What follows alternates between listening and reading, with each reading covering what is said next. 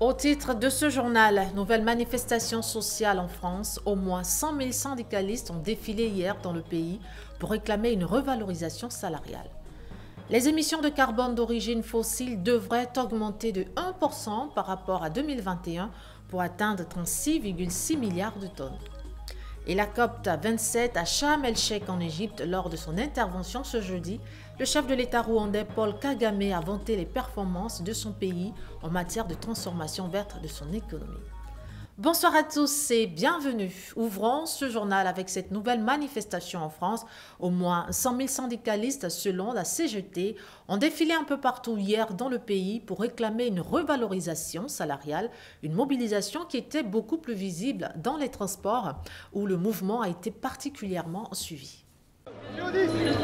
Plus de 30 000 manifestants à travers la France, selon le ministère de l'Intérieur, 100 000 selon la CGT. Le syndicat avait appelé à une nouvelle journée de mobilisation interprofessionnelle pour réclamer des hausses de salaire. Celle-ci a été modérément suivie. En revanche, la grogne était forte du côté de la RATP. Là, c'est l'ensemble des syndicats qui avaient appelé à faire grève pour de meilleures conditions de travail. Nous, ce qu'on demande, c'est des faits.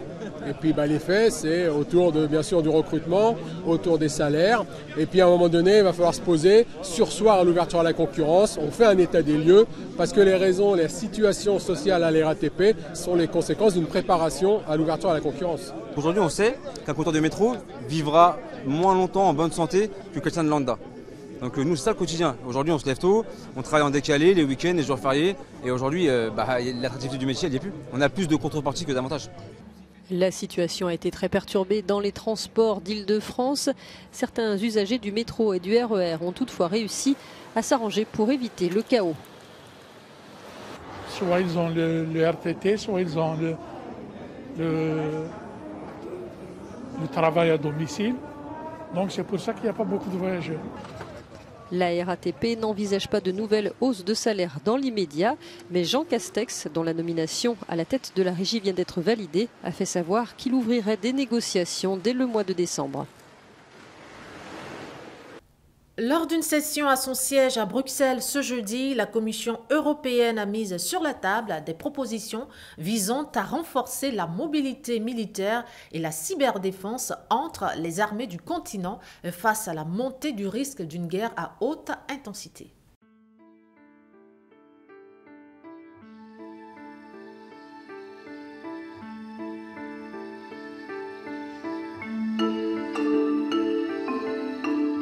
In Europe, we have free movements of goods, services, people, and capital.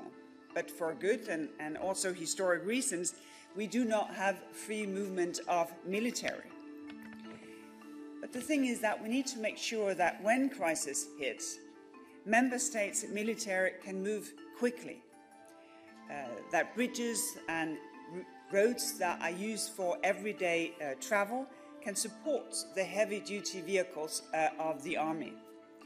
That military trucks and containers can seamlessly cross borders across the Union, and this goes for military personnel, but obviously also for equipment.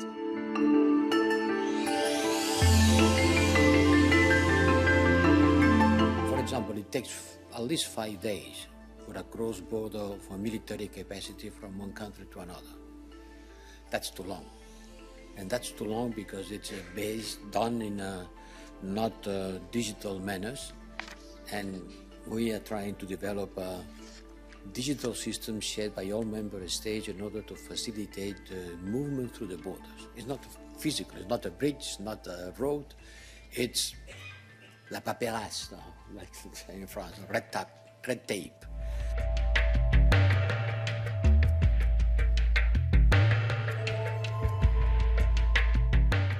When you say cyber, you can, of course, also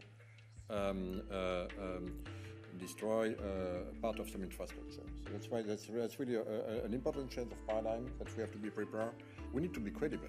And I just want to tell you that first thing, this is active part is in the hands of member states. It's not in our hands. They are the one to act in this field, of course. But the question is that some of them want to be more coordinated. It is extremely important.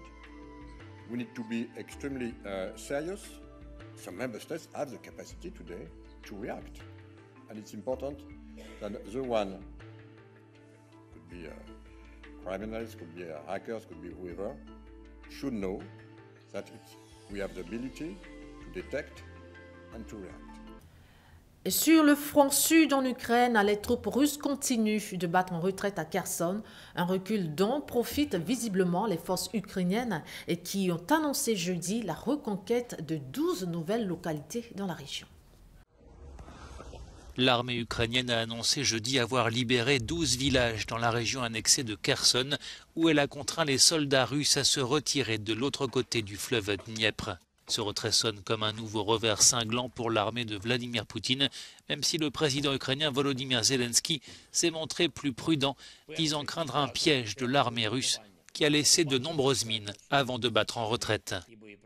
La priorité est au déminage. Les occupants ont laissé derrière eux des milliers de mines et de munitions. J'ai souvent entendu dire qu'il faudrait des décennies pour débarrasser l'Ukraine des mines russes. Nous ne pouvons pas attendre aussi longtemps. Nous devons accomplir en quelques années ce qui ailleurs dans le monde pourrait prendre des décennies après les combats. Plus de 8 mois après le début de l'invasion russe, les États-Unis n'entendent pas renoncer à aider l'Ukraine. Au contraire, Washington a annoncé une nouvelle enveloppe de 400 millions de dollars, destinée notamment à renforcer les capacités de défense antiaérienne de Kiev, alors que les villes ukrainiennes et les sites stratégiques sont régulièrement la cible des missiles russes. 40% des infrastructures énergétiques du pays ont déjà été détruites, entraînant des coupures régulières de courant. Les Ukrainiens se préparent à affronter un hiver particulièrement rude.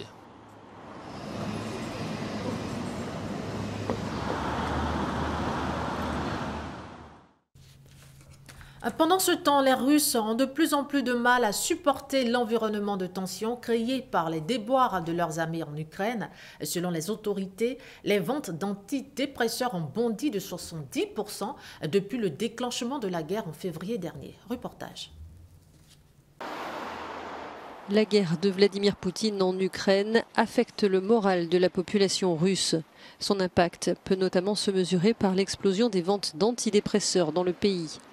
Les dépenses dans ce secteur ont bondi de 70% par rapport à l'an passé, ont reconnu les autorités. Vassilina, étudiante en informatique à Moscou, se souvient avoir été paralysée dès le début lors de l'annonce de l'intervention en Ukraine. Pendant 2 mois, confie-t-elle, je ne suis pas sortie de chez moi. Je n'avais de l'énergie pour rien, plus rien n'avait de sens à mes yeux. Pour nombre de familles, l'inquiétude a été décuplée après l'annonce de la mobilisation de réservistes en septembre dernier. Les consultations chez les psychologues sont également en très nette hausse. Vous ne pouvez pas acheter des antidépresseurs en pharmacie comme ça. Ils ne sont délivrés que sur ordonnance. L'augmentation des ventes d'antidépresseurs reflète donc le fait que le nombre de patients prenant des antidépresseurs a réellement augmenté. Je pense que cela est dû en grande partie à l'anxiété qui est apparue en rapport avec les récents événements. Fin septembre, 70% des Russes se disaient angoissés. Un taux record jamais enregistré par l'Institut de sondage russe FOM favorable au Kremlin. À Moscou, certains s'inquiètent à présent des pénuries de médicaments. Un célèbre antidépresseur, Zoloft, a ainsi déjà disparu des pharmacies. En Tunisie, Rached Ghannouchi, président du parti islamiste Ennahda, comparaissait ce jeudi devant un tribunal de Sousse. L'ex-président de l'Assemblée des représentants du peuple, poursuivi pour blanchiment d'argent et incitation à la violence, parle d'un dossier vide. Le président du parti politique Ennahda en Tunisie a comparu jeudi devant un tribunal de Sousse. Rached Ghannouchi est entendu dans le cadre d'une enquête pour blanchiment d'argent et incitation à la violence. Cette comparution intervient 4 mois après celle de juillet, toujours dans le cadre de l'affaire dite Instalingo. Je suis venu ici par respect pour la justice, parce que je sais que les dossiers sont vides et ne contiennent pas de preuves de crime pour atteinte à la sûreté de l'État, incitation à la violence, au chaos et de blanchiment d'argent. Cela n'existe pas dans la réalité. Le régime vise à détourner le peuple des vrais problèmes auxquels il est confronté. Rached Ghannouchi, 81 ans, est également poursuivi dans l'affaire de l'envoi présumé de djihadistes en Syrie et en Irak.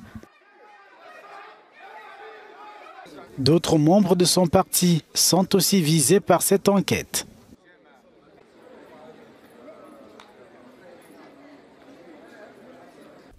Les festivités marquant le 40e anniversaire de l'accession au pouvoir de Paul Biya au Cameroun se poursuivent. C'est également l'occasion pour son parti, le Rassemblement démocratique du peuple camerounais, de faire le bilan de la gouvernance du successeur d'Amadou Ahidjo.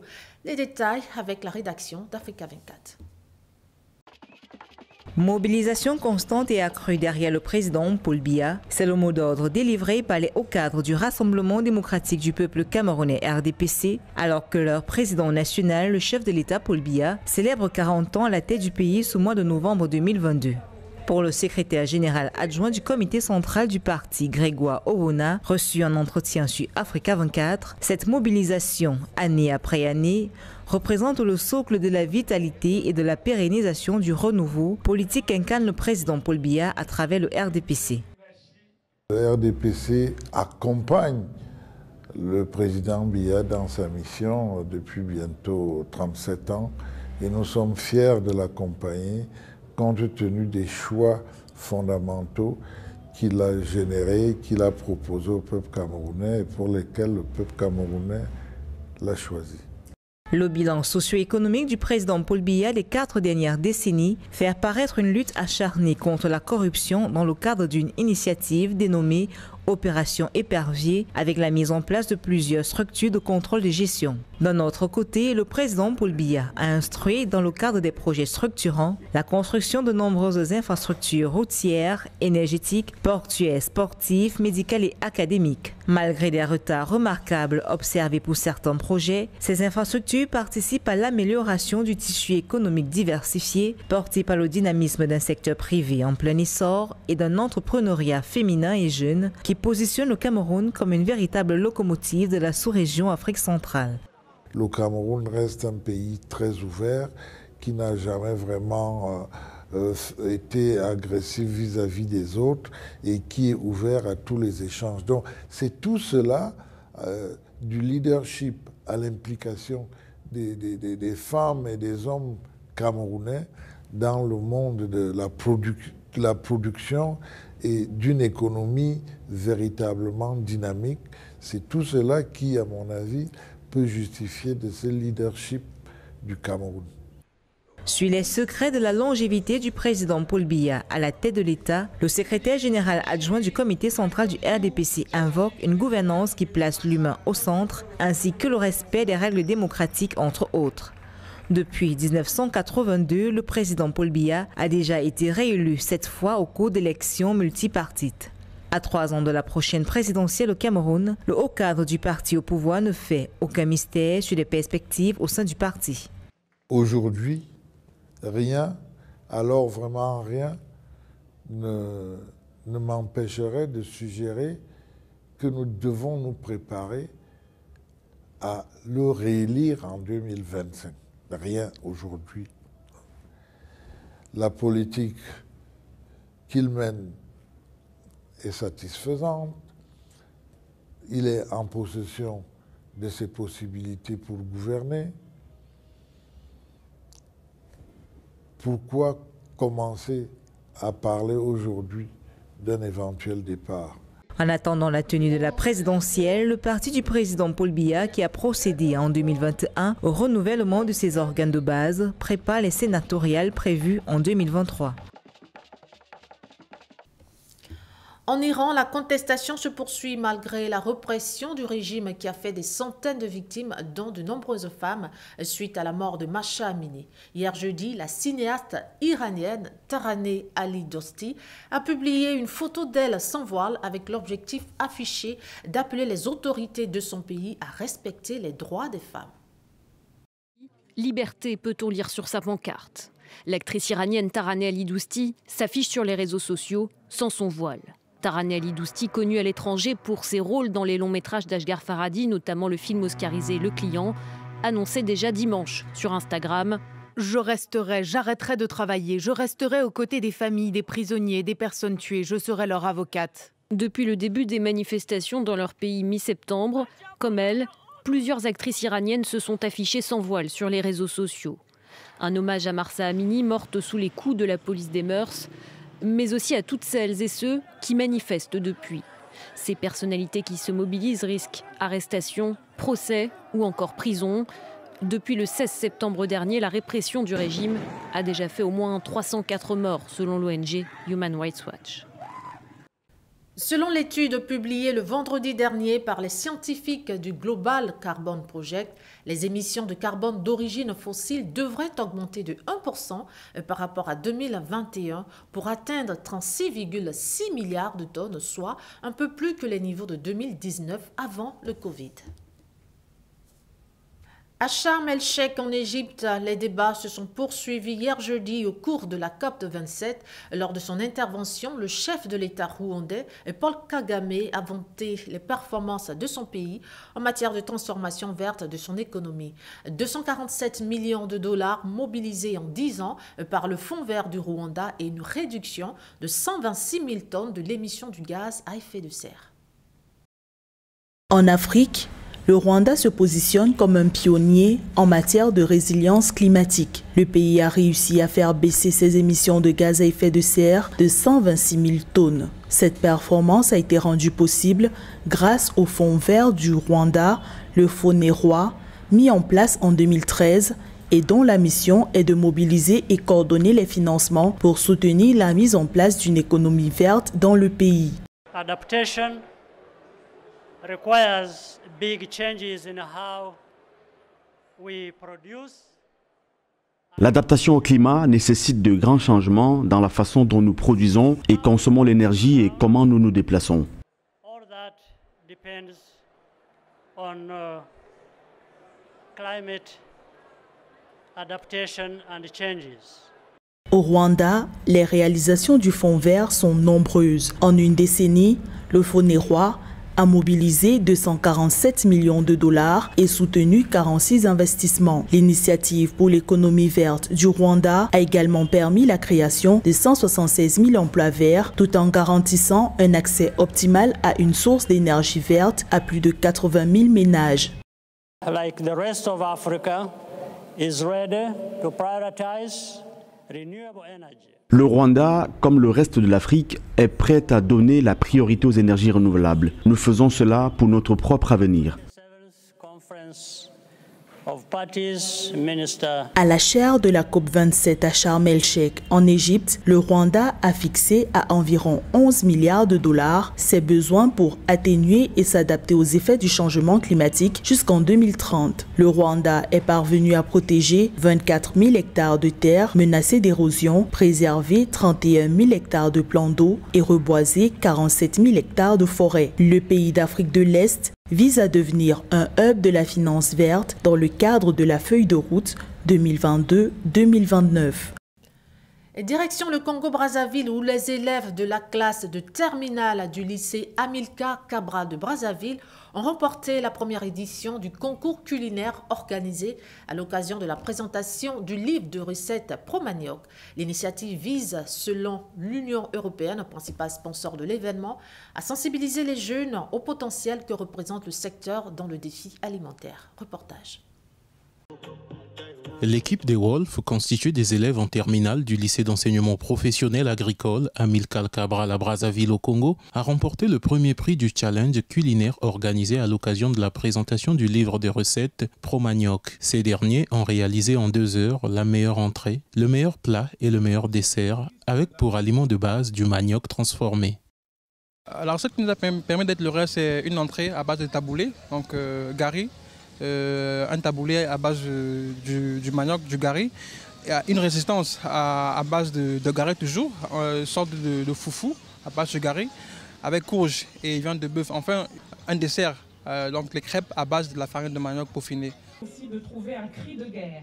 3 autres équipes constituées de 4 élèves et d'un encadreur chacune ont compéti sans véritable enjeu que celui de sensibiliser le grand public sur la qualité et la diversité des mets à base de manioc. La réalisation du livre de recettes intervient dans le cadre du projet Pro-Manioc, programme de renforcement de la chaîne de valeur artisanale du manioc, financé à hauteur de 1,5 million d'euros par l'Union européenne. Pro-Manioc est la contribution de l'Union européenne au plan de riposte alimentaire post-Covid, initié par le gouvernement congolais en 2020. Et les actions que mène le PAM sur le terrain permettent d'améliorer la résilience alimentaire au Congo en renforçant les capacités des groupements agricoles, des artisans, des commerçants et du grand public afin d'assurer une chaîne de valeur intégrée, saine et durable basée sur le manioc. Démarré en 2020, le projet Pro-Manioc est une réponse aux questions de résilience alimentaire dans un pays possédant un fort potentiel agricole pour couvrir ses besoins alimentaires, mais dont les surfaces cultivables sont sous-exploitées. Son objectif est d'améliorer la chaîne de transformation du manioc en produits dérivés tels que la tiéké, le gari, l'amidon ou la farine de manioc.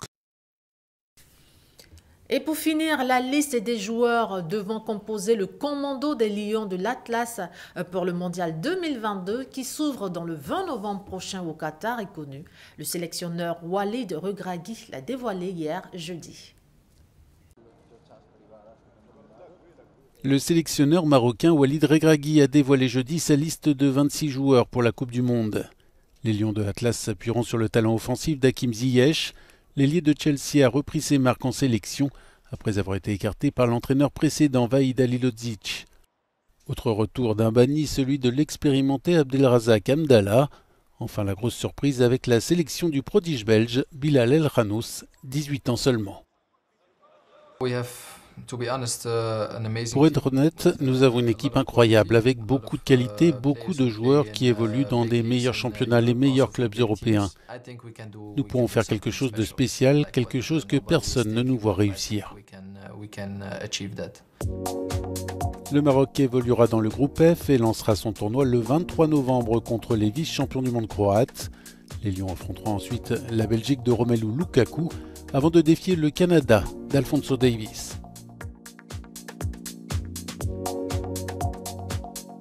Ainsi donc se renferme ce bulletin d'information. Merci à vous de l'avoir suivi. Rendez-vous demain pour la grande édition. D'ici là, prenez soin de vous et surtout, restez sur A12.